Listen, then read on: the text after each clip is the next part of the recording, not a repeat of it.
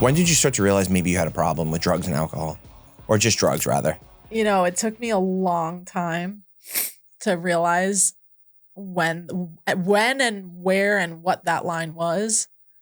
And now that I think about it more and more, that I'm, in sobriety, I have a clear head and I can be honest with myself and not lie to myself, but almost kind of put it in a way that seemed so simple and like, okay, and maybe it wasn't that bad. But then I think of the things that I was doing in terms of like normal life, that when a person is born and they grow up to be an adult, like there's milestones and things. And when I think about the things that I was either doing at those milestones or I didn't make it to those milestones, in my head, I'm like, okay, let's think deeper and let's like think back, because obviously you didn't start doing heroin. You don't just start doing fentanyl unless you did it accidentally. So I think for me, that line was, I didn't see it at the time, but in college, and now that I think back on college, all of my friends were doing drugs. I went to a huge party school. Like, I think it's like top 5 in the nation of like party schools. Where'd you go? University of Colorado Boulder, baby. You and your sister are completely opposite. I had 2 brothers. Me and my brothers were all very similar. Okay. What was different, if you have ever given it thought or anything, that you can maybe pinpoint as to why you and your sister were so different? Oh, I have the exact answer. I always have the answer. I think really what it came down to for us was 2 things. Financials and the fact that my sister is 6 years older than me. So there was supposed to be a child in between us, and there wasn't. My mom was pregnant. She miscarried. But they always treated me like I'm the rainbow baby, this miracle baby that my mom could have after she couldn't have another child.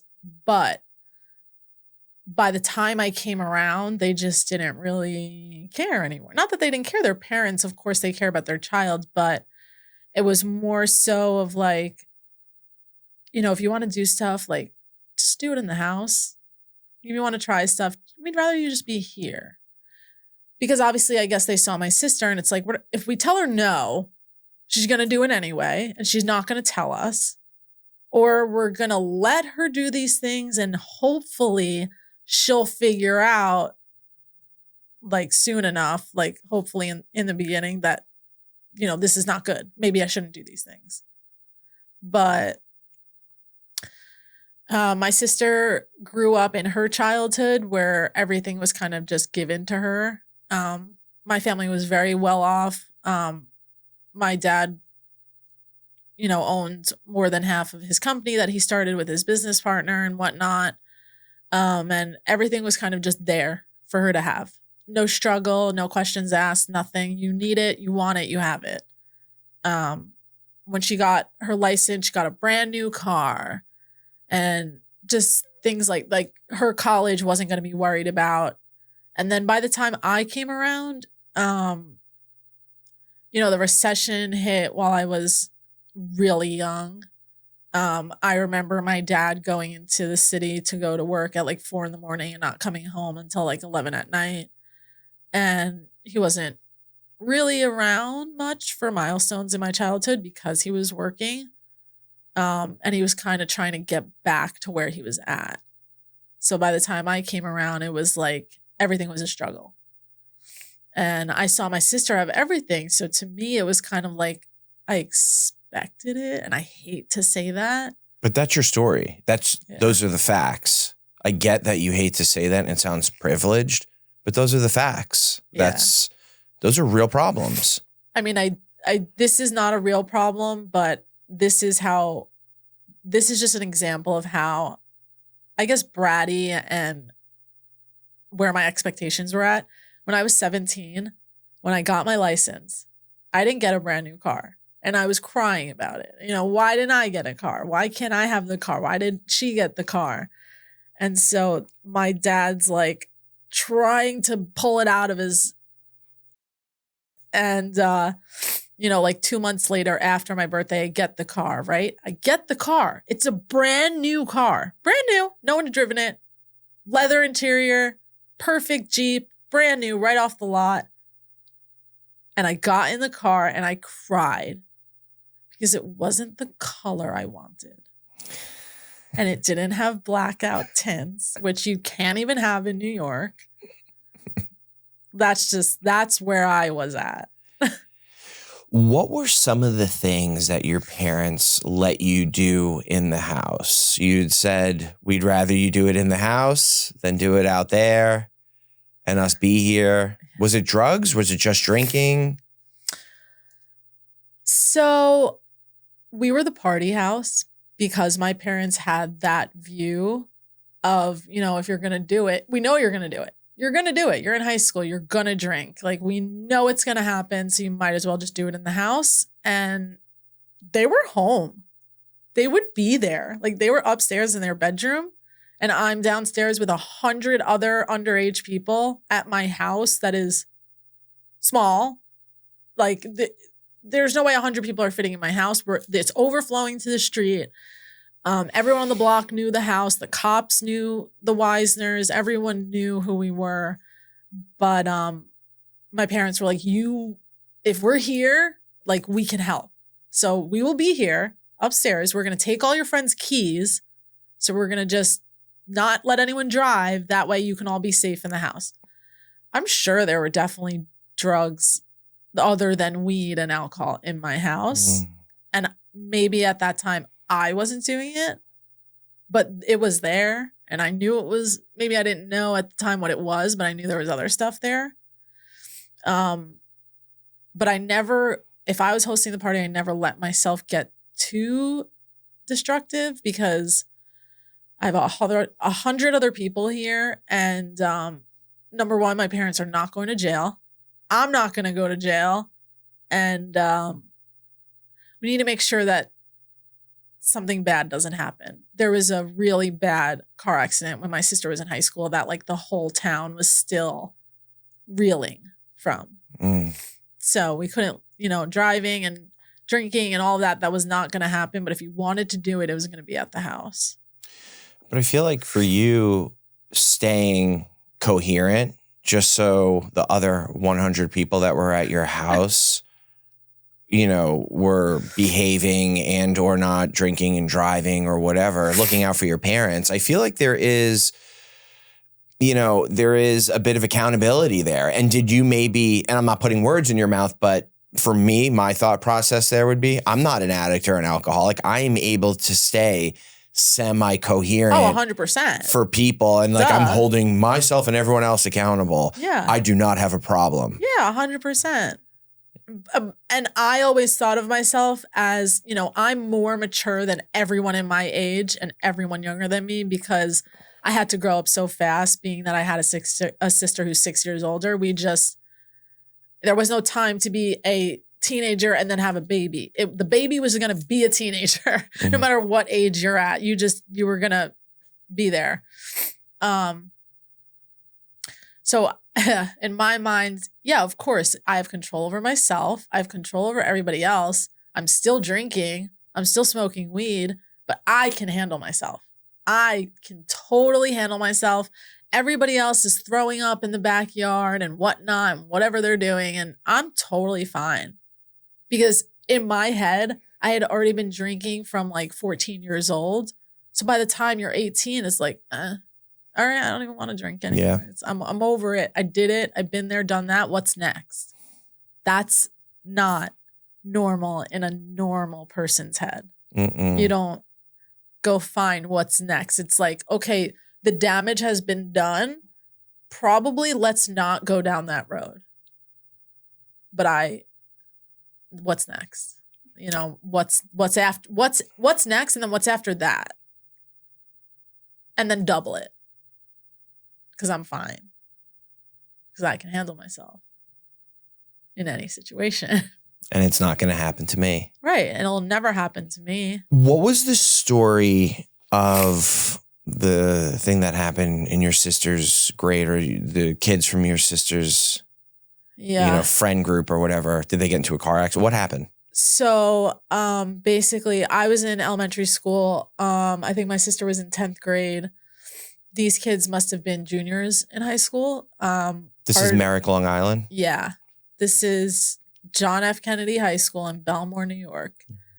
And God, I don't even, I had remembered their names for so long, and I guess I just haven't thought about it in so long that I don't remember their names. But there were two guys in my sister's friend group. I don't know where they were going, but they were on the Meadowbrook, or they were on the LIE or something. And they were driving. It was like over 120 miles an hour. And we only know that because the speedometer was stuck when they crashed. So they knew that they were coming from school because they had their backpacks in the back, and they had their, like, all this schoolwork was just all over the highway. And I remember being so scared of this accident and just it being embedded in my brain because I remember when my sister went to the funeral and it was supposed to be an open casket, and it was. But they had to basically 90% of the body was made of wax because their body parts were all over the highway. Legs, arms, all of that. Yeah, it was traumatizing. Like, very scary, especially for everybody in the town. It's like, how do these things happen? And like, even if they weren't drinking, like, why were they going that fast? Like, what is the need? And so I think that traumatized everybody else who went to the funeral and saw that in the casket. Like, you're expecting to see your friend, and it's just like a waxy figure that has makeup on it and airbrushed skin pigmentation. Like, it's a very weird place to be. They were driving over 120 miles an hour. They were not drinking? I don't believe they were drinking. Yeah, it was in the middle of the day.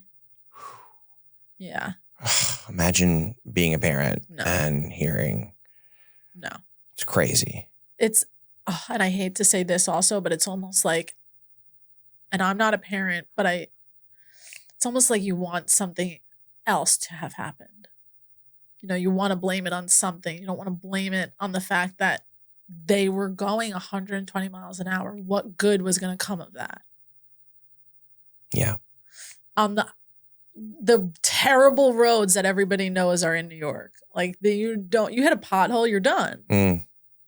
At that speed, yeah. At that speed, yeah. 100%. What year did you go off to Colorado? I graduated high school in 2015, so August of 2015, and I never looked back. What were your college years like in Colorado? They were a lot of fun. I'm not going to lie. I had a really good time. So much so that I didn't even graduate.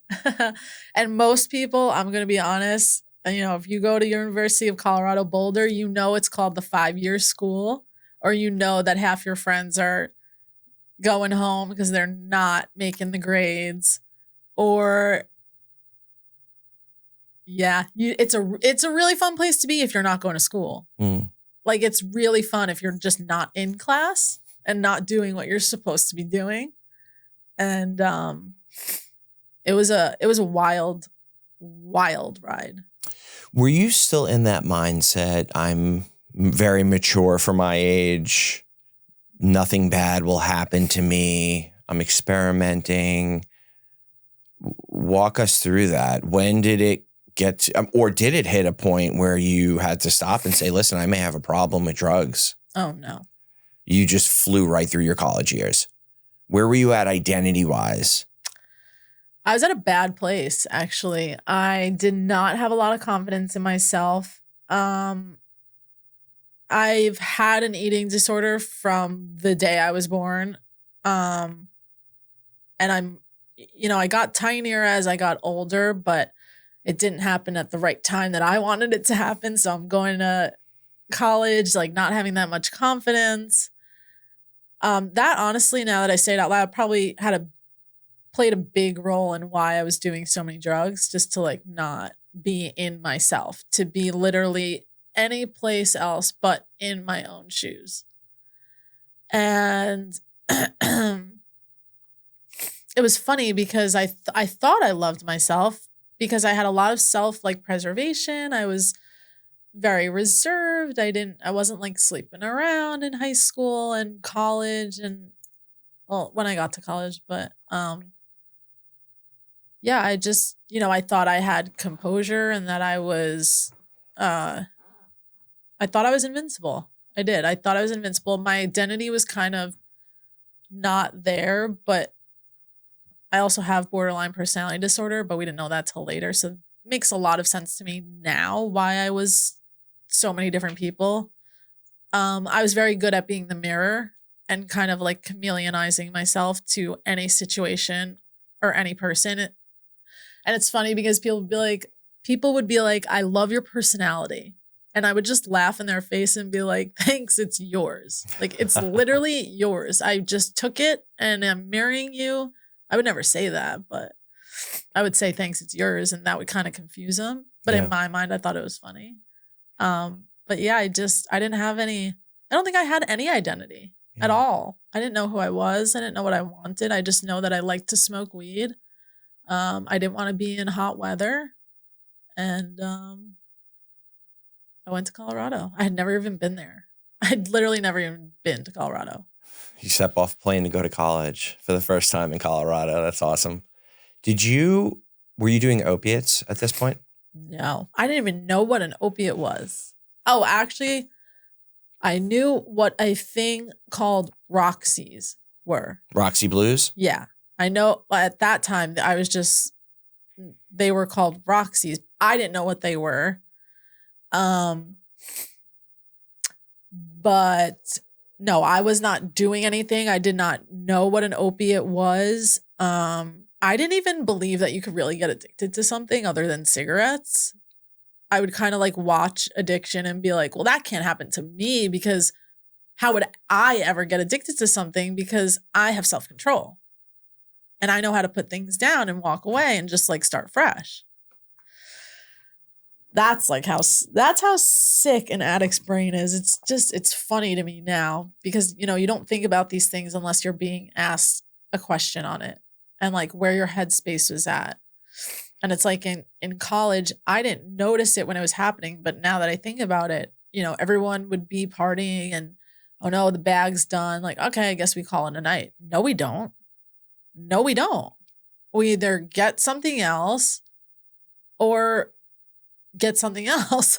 Or get Xanax to make us fall asleep. Right. You have to have a downer. Yeah, there was no way I was doing any uppers of any sort unless I had Xanax with me. And I don't mean like the little footballs. I mean the bars of Xanax that were like the Hulk ones that were like 2 milligram or whatever. If I did not have that and a plethora of them, like if I did not have at least 10 of them, we're not going to the party until we get them because there's just no way. So in college, your personality was more of a hybrid personality. You were matching people's personality, friends' personalities, people you were coming across. Was that exhausting for you? Yeah. It's like having multiple jobs at one time. You're just trying to like shuffle around. You're trying to make sure what I said to this person and in that type of identity that I was in that day. And now I'm seeing this person, but like, maybe I forgot something from that and this and that. And it's so exhausting to the point where by like 3:00, I would be so crashed out. Also because I was taking prescribed Adderall, as it said on the bottle. That was the one prescription that I could take as a normal human being because I actually needed it. Like there was no way. Like when people take Adderall and they don't need it, they get hyper. It's like they did Coke. No, it brought me to flatline, baseline. So it brought me from up here to neutral. But by the end of the day, after having so many identities and going through so many conversations with so many different people, and you're having that crash out from the Adderall, and you haven't eaten, it's like by the end of the day, I didn't want to look at you. I didn't want to talk to you. I don't want you to breathe near me. Don't say my name. Like it was just, and then I would be so depressed and alone and sad. I'd go back to my own house. Like all of our friends lived in different houses, but I wasn't really with my best friends. So I was always out of the house. And then coming home to the house felt to me like lonely. And I lived with 3 other girls and it wasn't lonely at all, but I just could not figure out who I was. And I was watching everybody else have such a great time while I was just so like severely depressed. I didn't want to, I would have that party life and we would do all those things, but then it would be time to like go to school and I didn't want to do that either. And anything that could get me out of that, any invite to anywhere. Oh, we're going to go drive here. We're going to go to the mountains. We're going to go pick up some weed or we're going to go pick up some coke and we're going to just go do this. Or today we're doing acid. It's like, okay, there's something to do every day. But then it came to that, the 3 o'clock, 4 o'clock hour. And it's like my whole world would shut down and I would just be a mess. I could not be alone with myself ever. I could not. I didn't know how to. So if I was alone, I was smoking weed or taking a Xanax. Like, all right, I'm not going to do anything tonight, so we'll just take 2 bars instead of 1. And that's kind of how it starts, but you don't see that in the beginning because you have all of these. It's like you're prepared to do the drugs with other drugs to help you come down from the drugs. Like it's like that insanity of when people think like, let me just do other drugs to get off of the drugs that I was doing, but I'll use other drugs to help me do that. So it was just a whole snowball, a mess. And I felt like everything was unraveling. And then bad things started happening to me, actual bad things that I could never think of that would happen. And, because I have control, like I've said the whole time, I have control. Nothing's going to happen to me. I can handle myself. And then, traumatizing things would happen. One of them, I was drugged at a party. I somehow made it back to my house, but somehow in the middle of the night, I gashed my entire face open right above my eyelid, right where my eyebrow was. Luckily, I didn't take out my own eye. I woke up like 15 hours later, having no idea what happened, where I was that day. And I was just covered in blood. Everything was bloody, head to toe, blood everywhere in my whole room. There was like handprints. I was like, what the fuck happened? Like, what happened? Now you have to be CSI. Now you have to like go through the room and be like, what happened? But I was still bleeding. So I had to call my friend and be like, we need to go to the emergency room. And like, we need to not tell anyone about this. And so that's what we did. And I got 20 stitches in my eye. Thought it was legit. Was like, all right, we got some scars from college. Like, this is cool. Nothing happened to me physically. No one was in my home with me. So thank God, because that would be a different story. And I came out with a severe concussion. You're in altitude because you're in Colorado. They tell you can't fly. I was on a plane, all of these things. And I should have taken that semester off and maybe collected myself. But being the addict that I am now, I know that even if I had taken the semester off, it wouldn't have made a difference. It's just less days of partying, really is what it was. Mm-hmm. So yeah, I just went back to school as if nothing happened. I was really pissed that I was drugged. I tried to, get the school involved. I thought it was a little fucked up because I was at a fraternity party. Ugh. Yeah, I was going to say, start from the top. What happened with, you were at a fraternity. Yeah, go ahead. Okay, so me and my best friend, we were out for breakfast. She had a car at school. I didn't. None of our friends did. So she would always be driving us around. She said she's going to a concert that night. She asked me if I wanted to go, but I had already seen the performer like maybe 2 weeks before that. So I was like, nah, I don't want to go to Denver. It's like a 40-minute drive. It's not far, but I just don't want to.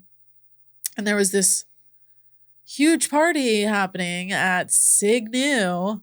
And it was 3 houses away from my house. And our other best friend, her boyfriend is the president of the fraternity. So we were like, hell yeah, we'll get all the alcohol, we'll do this, we'll do that, whatever. And so she dropped me off at the party. I remember what I was wearing that day. And then, I don't know, like 40 hours later, I'm waking up in my house having no idea what happened. And so I remember taking a sip of alcohol, and then I do not remember anything after that. Like, not even 1 minute of anything. And I still don't remember. I still don't know what happened. I don't know who took me home. I don't know if I went home myself. I have no idea how any of that happened, but I ended up in my own bed. So I know that. But yeah. And then after that, you know, that would be a thing to make a college kid be like, oh my God, I was drugged at a party. Maybe we should like take a step back. I don't know, maybe tell someone. And so I tried to get the school involved, but being that it was our best friend and it was her boyfriend that was president of the fraternity, she starts freaking out. Don't get them in trouble. I said, I have stitches in my face right now. Okay. Bottom line, I am 18 years old and I have stitches in my face now. And I remember she was mad because it could have only been a guy in that fraternity to have drugged me, because the only people allowed at that party that day was only people in that fraternity, only the guys in that fraternity, and then girls. And I'm not going to speak for all girls, but we were all girls at that college. Like, if you saw a girl, that's your pal. All right. We're girls. You're a girl. We're pals. So I knew it wasn't a girl who was going to drug me. Clearly, it was not a girl who drugged you. Right. So I said, the only people that it could be is somebody in this fraternity, and nobody wants to speak up, obviously. And unfortunately, a lot of the kids that go to Boulder are very elite, or so they think. You know, they're the ones to be, something will happen at a party and, you know, daddy's a lawyer, so it's okay. You know, boys always get off for hazing and things like that in college anyway. You know, push it under the rug. Nothing happened. Well, you didn't die, did you? Come on. You didn't die? Did you want me to? Like, first off. So yeah, the school said they didn't want to do anything. And, you know, the fraternity had good grades. Are you still friends with that girl who got mad at you? No. And you want to know what's funny? A week after I got out of treatment, the first time I got sober at 25 years old, I saw her on the beach in Florida, in Delray, sitting right next to me. I had no idea. And I just like looked over and was like I didn't even really talk to her after that whole thing happened. Did you say anything to her? At the beach? Yeah. No. Did she see you? Yeah. And she didn't say a word to you? Not a word. And you guys went to school in Colorado, and you're here in Florida, randomly sitting next to each other, and you didn't say one word to one another. Do you want to know what's worse? This is a girl that I met when I was 7 years old in Mexico. You know, when you're a kid and you make friends on vacation, yeah. You know, you're never going to talk again. But we were both from Long Island. So we go home. I ended up going to sleepaway camp, and my camp friends know her. And so now we're in high school, and now we're partying together. You know, we didn't really talk after that. We kind of lost touch. And then I'm in Boulder at a party, and she's there. Oh my God. So I've basically known this girl my whole life.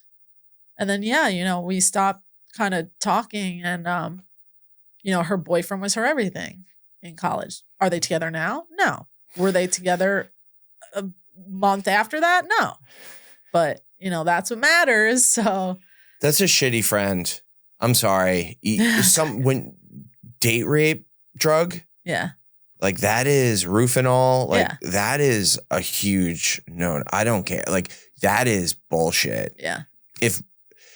if I was a girl and one of my friends that had happened to and I was in your friend's position, you take your girl's side over. Fuck that. Get the school involved. Get police involved. Yeah. Do what you got to do. Yeah. Shame on them. Yeah. Sorry. Yeah. And then it hurt worse when I did eventually end up leaving Boulder.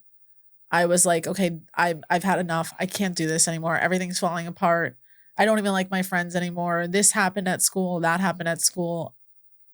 On a whole other note, I had a stalker at school. So all these things. And I ended up, leaving. And I had texted her specifically. And I texted my other best friend specifically, just them two. Didn't even tell the rest of the friend group. I was just like, I'm out. Kind of did like what's that called? An Irish goodbye? Yeah. Irish exit. Yeah. And so I had told her, I'm leaving tomorrow. If you want to see me before I leave, come over to my apartment now and we can hang out. And all she had to say was, have you seen this girl, like one of our friends? Have you seen her? I said, no, and I'm never going to see you again either. So, like, good luck in life. That's how we left it. That was that. So you leave college. Yeah. You go back to Long Island? I do. Okay. What do you do from there? Oh, this is where everything begins. That's where everything started so I kind of left this part out. My junior year of college, my summer going into my junior year, I had met a guy at a restaurant. We start dating.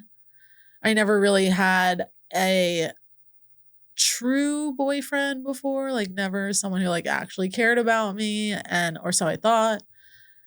And I was like, yeah, I'm going back to school, like whatever, I'll see you on Thanksgiving break and whatever. Before I had even gone back to school, he told me he was an addict. I didn't know what that meant. I didn't know what meetings were. I didn't know what group meant. I didn't, AA was something I saw on TV and no one talks about it. And then somehow within that same breath, we're picking up Percocet on Long Island. So I go back to junior year. I'm not in withdrawal or anything. I guess I wasn't doing enough of it. And I was totally fine, just like going about my life.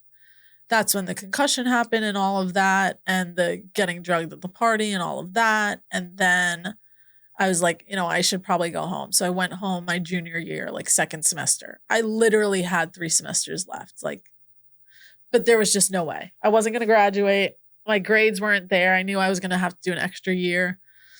And I had a guy at home now.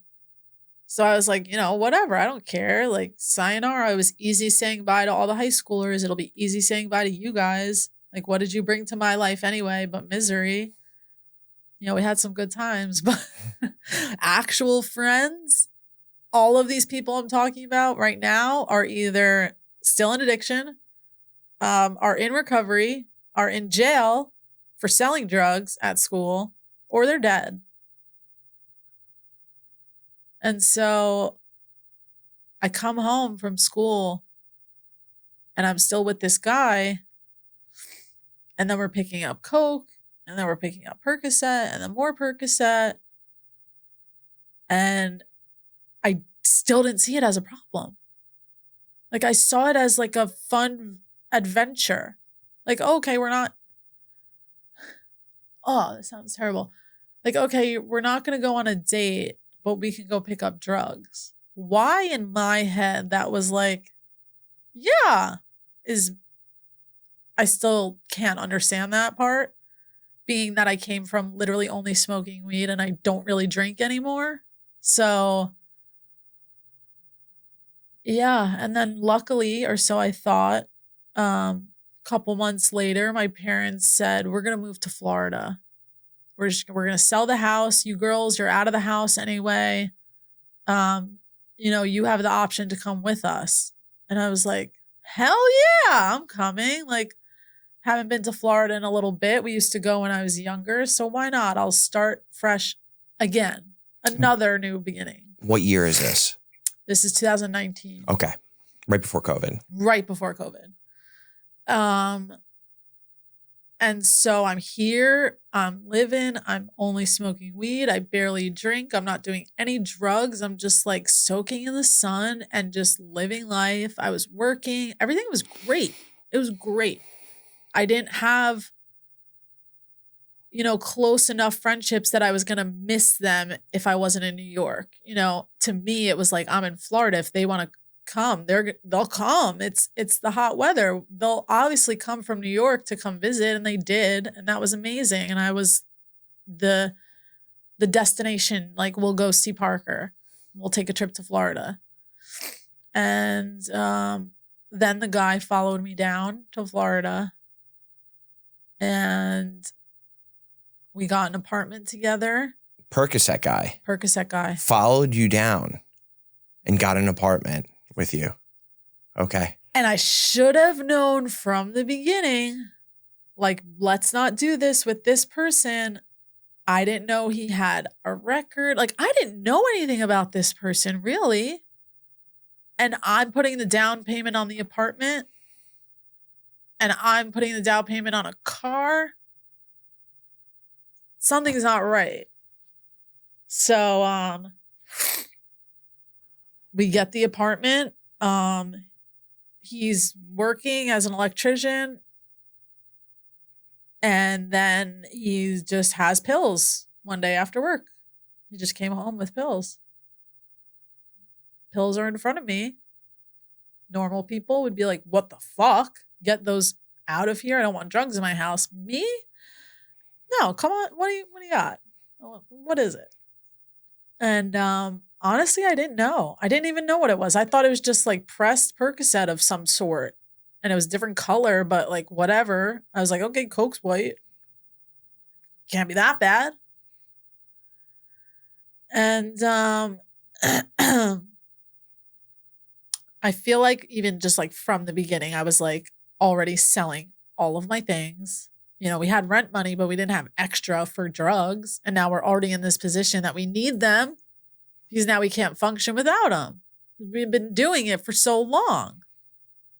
And back then in like 2019, 2020, it was still heroin. And I know that because I was able to take like a Subutex or a Suboxone like a day after I would do it, and I'd be fine. But you try to do that with fentanyl, you're going into precipitated withdrawal within 10 minutes. And you're feeling like you're going to die. So it was still okay then. I was actually I was addicted to drugs, but I was able to go on my sister's bachelorette party for 3 days from Florida to Austin, Texas, and I brought nothing with me but a Subutex. Somehow I made it through that. I don't know how, but I did. I will say we had weed, so that was definitely helpful. But I was not at that point that I needed like something that I guess I was addicted, but it wasn't so bad yet. It wasn't. So I got home, immediately got drugs in my system, felt better. We're good. And then, now all my jewelry is gone. My jewelry that my parents gave me, grandparents, luxury items that don't mean much to me now, but like, yes, material things don't matter, but they were things that I was given. It wasn't like, it would be fine if I bought something and I pawned it because I bought it. But it was other people's things that they paid for or was a gift to me or whatever it may be. And it was like passed down from generations. Maybe it wasn't even bought, but it's like vintage now or whatever because, it was my mom's. And I gave all of that up, computers, cameras, anything, literally anything that you can pawn, we were there. And somehow you start stealing and doing that whole like Home Depot thing where you buy something and you pawn it or you return it for the cash, all this whole like intricate system that normal people shouldn't know and don't know. But as an addict, you're already breaking down like what you need to do to get the drug. You're not breaking down like there could be a cop on the corner, you're stealing, you're literally not doing the right thing in terms of anybody's eyes, but that's not your thought. Your thought is, I need to feel better right now, and I don't care what it takes to do that. So if it means selling a gold bracelet, so be it. I can always get it back, is what was in my head. I'll just go back to the pawn shop and get it. Because you don't know. You literally don't know as an addict when that line is crossed, when there is no return, unless you get your ass into treatment or you're one of those people that's able to kick drugs at home like that. All power to you, but that's very rare. Yeah. Or they try to or whatever. You know, I've had people tell me like, oh yeah, I kicked opiates cold turkey. Okay, good for you. I thought I was dying. Like does that make you better than me? Like I think we're both on the same page here that I think it's important for the listener to know that is nearly impossible. It's community and support, impossible. Going away to treatment, those things have a much higher success rate than kicking it at home. Because then you're also miserable too. You don't have I've tried that way. Me too. You don't have a community. You don't have you have nothing. You have yourself and your brain that's going to tell you horrible things. Fuck it. Like, you know what? Like, what's one more time? Mm-hmm. But it's always, what's one more time? And it's always like, no, tomorrow, of course. And then tomorrow ends up being 4 years. And then you're 28 years old and you're sitting in a state that is the #1 rehab capital of the world, but you somehow didn't come down here for recovery, but you found addiction and recovery in the same place. And so it's like, you know, you always say tomorrow. And then you're 18 and now somehow you're 30. So I love when people try to knock addiction, like as if it's like, yeah, you know, you just get over it, right? You just kind of keep going. But you don't, because I'm sitting here today saying that I had days of recovery. I had months of recovery. I thought it was totally good to go. And then that one thought that comes into your head can take all of that away. And I used to think that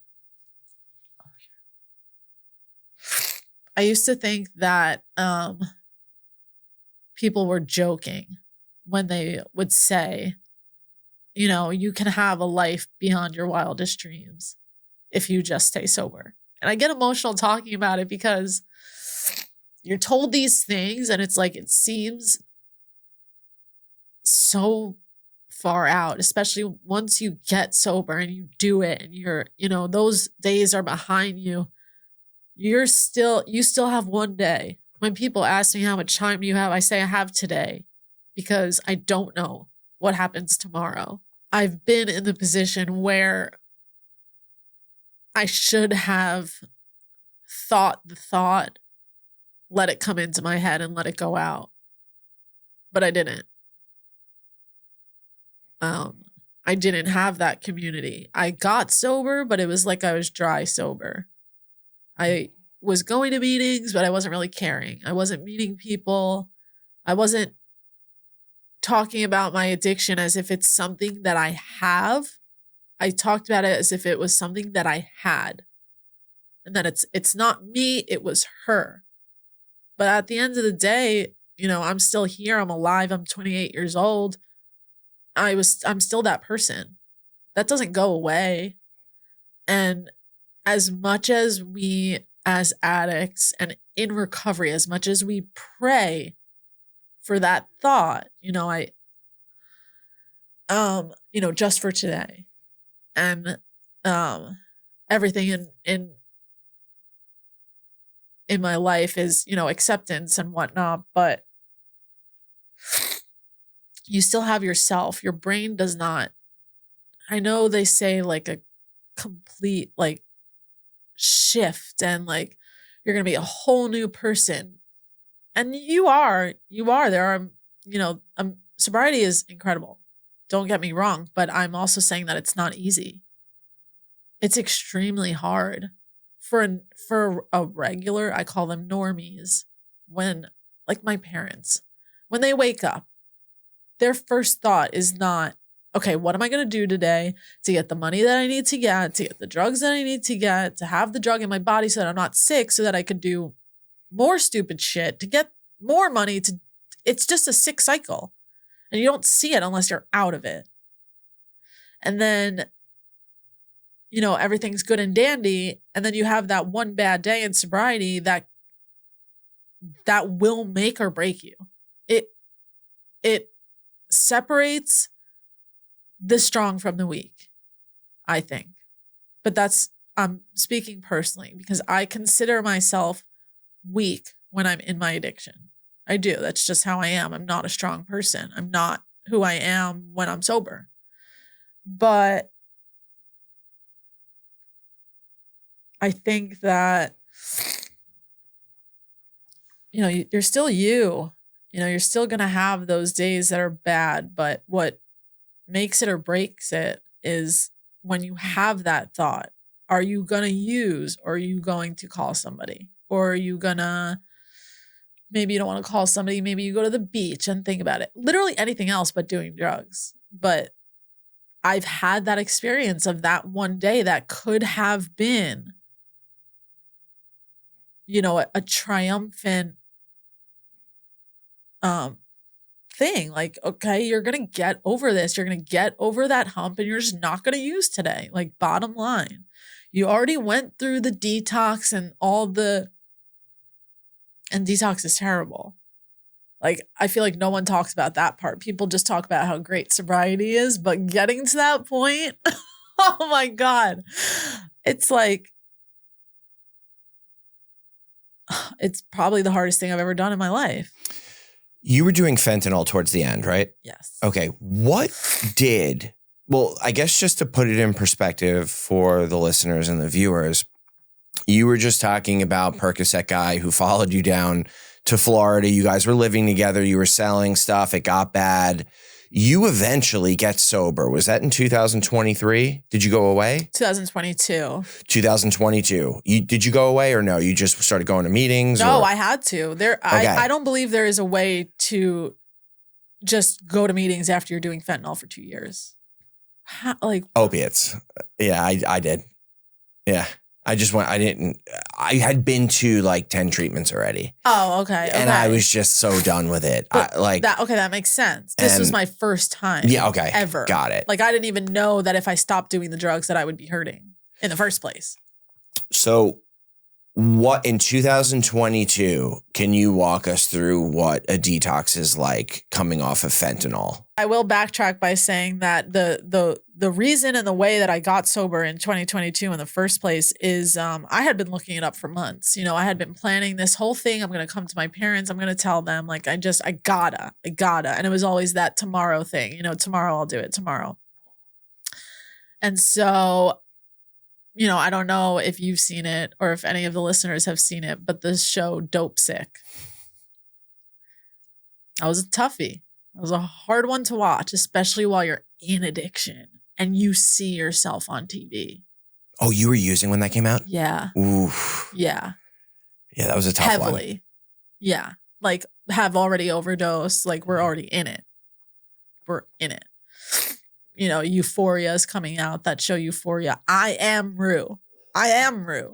Like, they could have literally called me and said, you got the part, because fortunately enough, she got to act that out. I had to live that out in real life. And you know, not with all the glitz and the glam and the sparkles and the glitter. And, you know, they're in high school and it looks fun. And oh no, Rue's getting her chip, but she's getting a dirty chip. And, you know, I've done that too. But I specifically watched Dope Sick. And my parents were watching at the same time, but we were not watching it together. We were just watching it at the same time.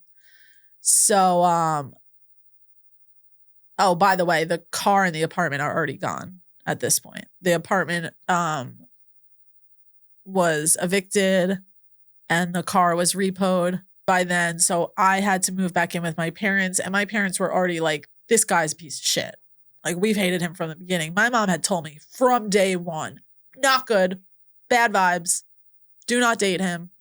Because I was already going to his house when he wouldn't answer the phone because he was knotted out.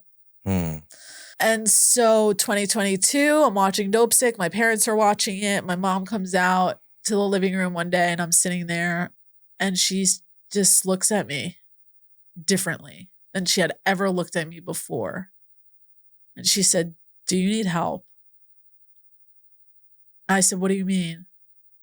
She said, "Do you need mental health treatment?" And I laughed at that point because I was so far in already. It was like I needed the drugs every 4 hours. Like, it wasn't like I was doing them and I could relax for the day. No, it was, I was already in withdrawal by the time she's asking me this. So I laughed and I said, "I'm going to need you to take a seat."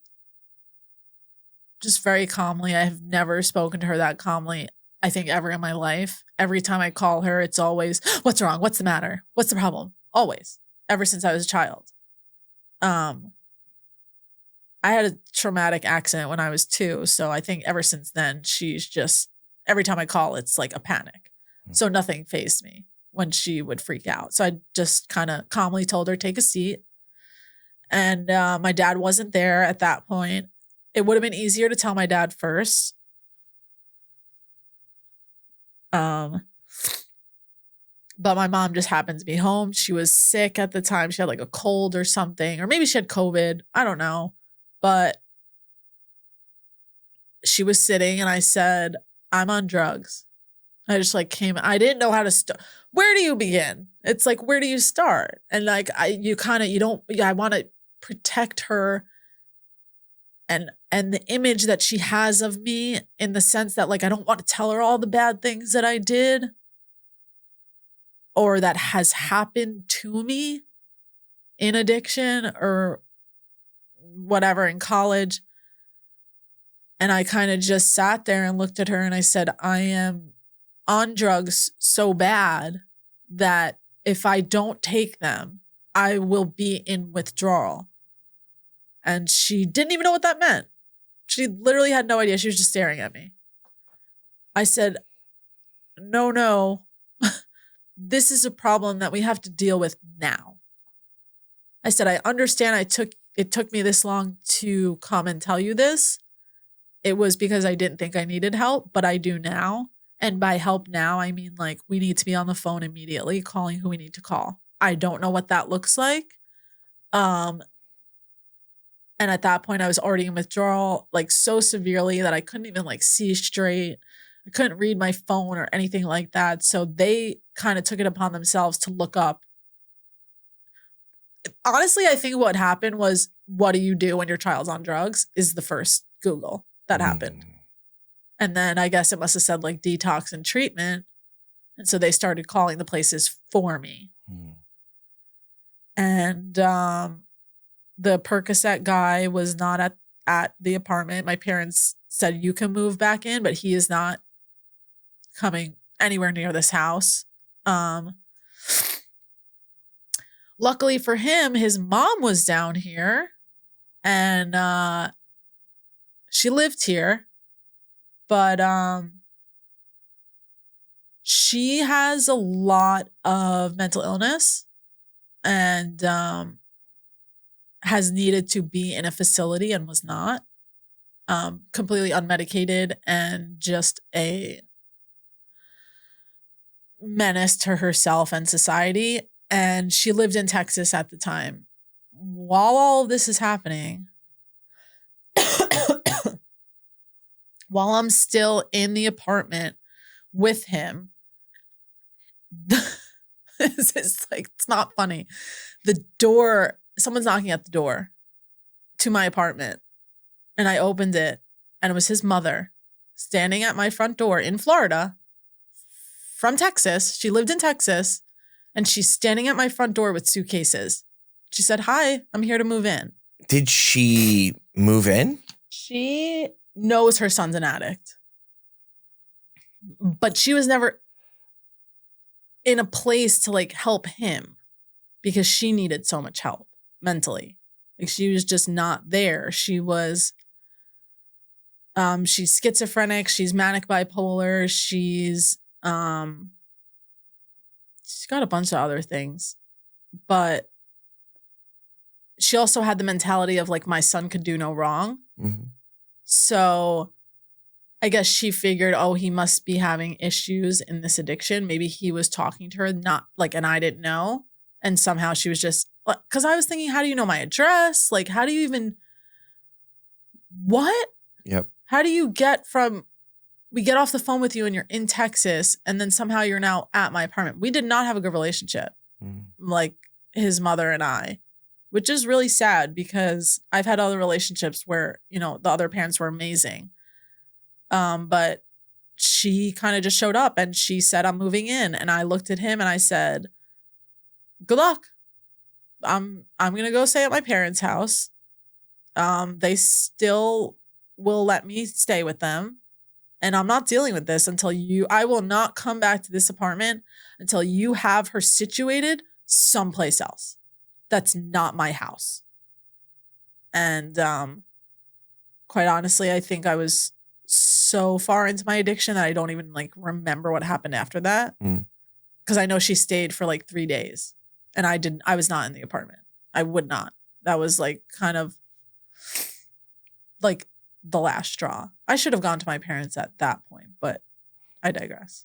So what was a fentanyl detox like? Your parents find a place, you go to a place, you go in inpatient treatment, you detox there. What was the detox like from fentanyl? Well, first off, my dad had to scoop me up and carry me in physically. My legs were in so much pain that I couldn't walk. I would try to walk and I would just collapse on the floor. You finally get into detox and you think that they can give you meds right away. And, you know, they can give you comfort meds. But I was coming off of almost a 3-year run of straight heroin and fentanyl. You know, that was what was in my body. My body was not made up of food and water and all of that. I was 90 pounds soaking wet. 90 pounds. I will repeat that. 90 pounds when my whole life I had been like much bigger. Like at my highest, I was 160 pounds at one point. And it's funny when I watch people talk about fentanyl detox because you look at these people like they're already in recovery. So they're, you know, the color has come back in their face. They look pretty. Their eyes are lit up. You know, they're the color they're supposed to be. The darkness isn't there anymore. And I'm like, yeah, but how bad could it have been? And then I went through it. And looking at me now, you would never, ever in a million years think that I was down that bad. I had no idea where I was. I was in such a psychosis that I was telling people at the treatment center that I had a son. He was 7 years old. I had complete details about him. I don't know who he is. I've never had a son. I don't have kids. I told them I got my GED from high school, which I graduated high school. I never got a GED. I was convinced my parents were there. I heard them. I had auditory and visual hallucinations. Yep. Yeah. So I was hearing complete words, like complete sentences. And I was talking to them too. And I don't mean to laugh, but it's like thinking about it now, once you're out of that psychosis and the people tell you the things you were saying, it's like, where did that even come from? But I will tell you, it is the most painful. Like you think you get sick from the flu and mono and all of those things. that takes a backseat to fentanyl detox. I had never in my life felt so sick that I wanted to die. They kept telling me you can't die from opiate withdrawals. You can't die. It's not, you're going to feel like you're going to die, but you're not going to die. And I was like, I want to. Please, like, I can't go through this anymore. It was so painful. I've always thought about how I would describe it to someone because I do watch these podcasts about recovery, and I would always think about like how I would explain it to the point where someone would be scared enough not to do it.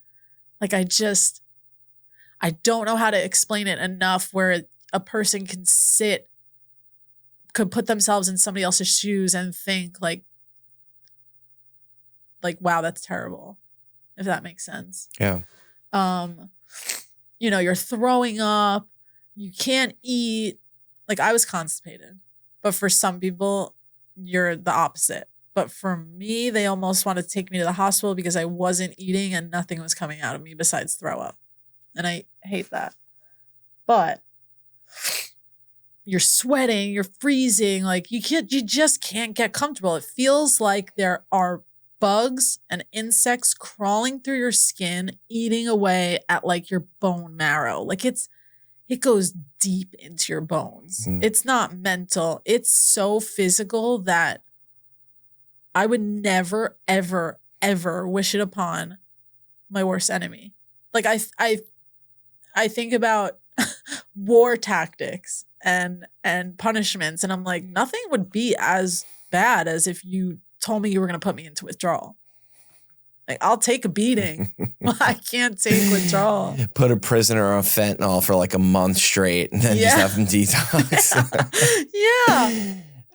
It's funny. I'm laughing now because you made it out alive. Yeah. You are in this treatment facility. Now, one of the reasons why, I mean, you have a great story. I think you've experienced relapse. And I feel like a lot of people do experience relapse, and it happens sometimes. Is it okay? No, it's not okay. But does it happen? It happens. Yeah. I would love for you to walk us through, what were you, about a year clean and sober? And then almost a year. So after that treatment facility, you come up almost on a year, and then you have a relapse. And you talked earlier about that thought, and it popped into your head. And maybe walk us through just kind of what happened and what led to a relapse, and maybe some of the things you weren't doing that you should have been doing during that, let's just call it a year leading up to it. So just to backtrack a little bit, I go into treatment. I actually celebrated my 25th birthday in detox while detoxing. That sucked. Don't recommend that. But I go into this treatment center with the intentions, not even with the intentions. I went into this treatment center knowing fully that I am not going to be with that Percocet guy. Like, that was, I don't care. I just kind of stopped talking to, like, we were fully together for over 4 years, and I just stopped talking to him the second I stepped into treatment. I just texted him, I'm going to get help. I hope you do too. And I was out. And I came out of that treatment facility. I went into a sober living.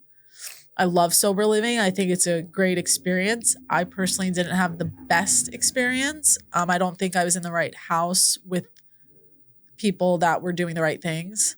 It was just kind of a place for them to live, and they didn't really care about the program. And that was my first exposure to recovery. So I feel like I got a little bit of a bad taste at the beginning because I didn't know what to do in recovery. And I'm in this place where I'm supposed to learn what to do from these people, but I'm not learning anything. And yes, I'm going to meetings, but I'm not really talking to people. And I just kind of... You weren't at the center of it. You didn't get a commitment. You weren't talking to people and making them your friends and building a sober community. So you were doing it, but you weren't necessarily fully doing it. And then I was going to this morning meeting at 7 a.m. because I was like, let's let this be the start of my day. And I was so not that girl that was sitting there to like be seen and go for like the fashion show or go to see a guy or whatever it is. I was totally like, I'm in this recovery shit and I'm going to be in this by myself. No, I don't need a man or a woman, whatever. But I'm 90 days sober. I'm sitting in the same meeting I've been sitting in for months and meet who was soon to be my boyfriend, my new boyfriend, who was sober from fentanyl for 2 years. He was an IV fentanyl user. And I can't say that he was completely sober. He still smoked weed. He still drank. He still did mushrooms. And I knew all of this going in. And even the first week I was with him, like he had coke at his house and he was trying to say that it was his friends. And like, there's just should have been a little bit of like a boundary. Like, okay, well, I'm doing my recovery and like, see you later, maybe. And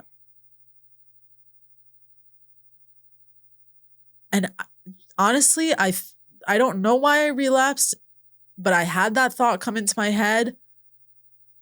And I think what really sent me out was the fact that I was doing so good. And I want people to know that because 3 months is amazing, but 3 months, you don't know jack shit about recovery or anything or about yourself or about other people. You don't know how to love yourself yet. So somebody else can't love you. Yeah. And you somehow convinced yourself that moving out of the sober living, moving back with your parents, and then dating this guy would be great. And so it was. I mean, sobriety was amazing. And then I honestly, I think I was just doing so good that I was like, I can reward myself. I can just reward myself this one time. And then I don't need to do it ever again. And then that'll let me know if I'm really an addict. Because I was still not convinced at all by any means. And Detox alone should have been like you literally can't do this unless you're going to go through withdrawal. Like there is no way to easily do it. There is no way to do fentanyl as a normal person. Right. Normal people don't do fentanyl or they don't desire it. And also for the girls and the ladies and the women, it's not cute. It's not cute. It's not cute for anyone. Cute. But I'm a girl. I get it. I just mean like from my point of view. I get it. And like looking when you're in the addiction and you're looking at yourself from the addiction, you're like, oh my God, I look great. You know, I'm so thin. No, you don't. No, you don't. My ribs were showing. My spine was showing. I would blow over if the wind would blow by. I had dark circles under my eyes. I have bright blue eyes. And during that time, they were black. There was no soul behind me. There was nothing left of me. It was just like a shell of a person. Let me ask you this. Do you think at 3 months sober, getting into a relationship with a guy that you met in the rooms took the focus off yourself? 100%. 100%. No major changes in your first year. Yeah. No major changes. Literally none at all. No major changes. Not me going from a 4-year relationship to 3 months of sobriety and then immediately into a new relationship. Did he end up using? No. He never ended up using. And I didn't tell him when I relapsed. I didn't fucking say anything. Of course not. I didn't say anything to anyone. We're cunning and yeah. Yeah, I get it. Let me ask you this. Yeah, but it's like when you're an addict, you almost think that, you know, this is your person. This is a person that's telling you they're in love with you and you're in love with them and it's genuine love. But you're afraid to go to that person to tell them. Do you know what I'm saying? Mm-hmm. It's like but you want to. It's like you think that you should be able to. You love this person. They love you. You would think that you could go to them and they'd be like, okay, let's get help. But the basis of you meeting them was at right. a meeting. Right. a self-help 12-step meeting. Yes. So it's like there's a lot of shame and guilt around that. Yes. Which is normal. I mean, it's not normal, the situation, but it's normal to feel that way given how you two met. Yeah. What are you doing now for your sobriety, and what does it look like now? How is it different? If you can compare today's sobriety to the sobriety then when you relapsed, what's different? I'm talking to people about it. It's more of now I wear it as a badge of honor instead of feeling ashamed of it. Because I very well could have, when I did eventually say to that new boyfriend that I did relapse and everything, I even told him I was coming on this podcast, and he was like, I give you full reign to basically talk so much shit about me. And I was like, okay, so if you're saying that, you're a piece of shit. You're a piece of shit. Nah, that's actually kind of cool of him to say that. To say no, I get it. They're shit. But for him to be like, hey, you know what? Listen, it is what it is. Free reign. That's your story. Be honest. Yeah, but whatever. I mean, you didn't say anything that bad about him. No, I could have said a lot worse. Oh, okay. That's what I'm saying. It's we didn't even dive it. He is the he's they're both a monster to me. So it really doesn't matter. Got it. We can keep it moving. Yeah. Okay. So today you are not in a relationship. You are focusing on yourself. Focusing on myself. Trying to get back into my hobbies. We were talking about a lot about in the beginning of this podcast about identity, and that's kind of where we started. And I never got to find my identity the first time I got sober. I never did. That was another thing that I didn't do, because I got right into that relationship and I became who I needed to become in that relationship. And I think about it now, maybe he didn't even get to see the real me, but it's now I'm trying to remember the hobbies that I loved, because I became so many different people and I never had an identity to begin with, that it's almost like it's a complete fresh start, which used to scare the shit out of me. I'm 28 years old and now I have to start my life. But at the same time, it's I'm 28 years old and I get to start my life. I get to do whatever I choose. Not that I should be choosing bad things, and by no means does it mean I could do whatever I want. But what I mean is I can do the things that I like without having that crutch. It's not even a crutch. It's an anchor on your foot, and you're just trying to swim to the surface. And you can't with the drugs and the alcohol and that lifestyle. Because don't get me wrong, you can put the drugs down, but that doesn't mean that you're sober. There is a difference between being clean and being sober. And I recently learned this. I heard this somewhere, honestly, maybe on another podcast, but the difference is that when you're clean, that just means physically. You physically have no drugs in your body, or you're physically clean. Being sober means that you're doing the work, because anyone could just not do drugs, but your life is going to be miserable. Because I did that. I tried to do my recovery my way. I know best. I don't need to go to meetings. I could go to one, maybe here and there, and do it this way and kind of tailor it to what I wanted it to be. You can't. You just gotta fully surrender, or it's not gonna work. And now I'm realizing how much of an AA person I sound like, but it's not that I dare you, but try it a different way. It doesn't work. You have to have that. You need the people, you need the meetings, you need the community, you need to be talking about the addiction and the insanity of it and the disease that it is, or else you will forget where you came from and it will take you out. Well, Parker, thank you so much. You did a phenomenal job. Your story is definitely going to help a lot of people, and I appreciate you coming on. Thank you so much for having me. Yeah, of course.